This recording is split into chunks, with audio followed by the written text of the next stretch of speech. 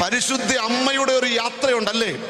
അനേക ദിവസത്തെ യാത്രാക്ലേശം അനുഭവിച്ച, വാർദ്ധക്യത്തിൽ ഗർഭിണിയായ തന്റെ ചാർച്ചക്കാരി എലിശുബയെ ശുശ്രൂഷിക്കുവാൻ പാലസ്തീന്റെ വടക്ക് ഭാഗമായ ഗലീലയിലെ താഴ്വാരങ്ങളും താഴ്വീതികളും ചോക്കുമലകളും ഒക്കെ തരണം ചെയ്തുകൊണ്ട് യഹൂദിയിലേക്ക് കേവലം 12-13 വയസ്സ് മാത്രം പ്രായമുള്ള പരിശുദ്ധ അമ്മയുടെ യാത്ര, അനേക ദിവസത്തെ യാത്രാ ക്ലേശം അനുഭവിച്ച തന്റെ കസിൻ സിസ്റ്ററായ തന്റെ ചാർച്ചക്കാരിയെ ശുശ്രൂഷിക്കാൻ വേണ്ടിയുള്ള സാമൂഹികമായ ഒരു യാത്രയല്ലായിരുന്നു.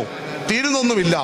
വിശുദ്ധനായ ലൂക്കോസിന്റെ സുവിശേഷം 2-ാം അധ്യായം നമുക്കറിയാം, പേർവഴി ചാർത്താൻ വേണ്ടിയുള്ള പരിശുദ്ധ അമ്മയുടെ യാത്രയാണെങ്കിലും സാമൂഹ്യപരമായ പ്രതിബദ്ധത അല്ലേ പ്രിയമുള്ളവരെ? അല്ലേ? ഒരു രാജ്യത്തിന്റെ സ്ഥിതിവിവര കണക്കുകൾ എടുക്കുവാൻ വേണ്ടി, പേർവഴി ചാർത്തുവാൻ വേണ്ടി ഇന്നും ചരിത്രങ്ങളിൽ രേഖപ്പെടുത്തിയ തെളിവുകൾ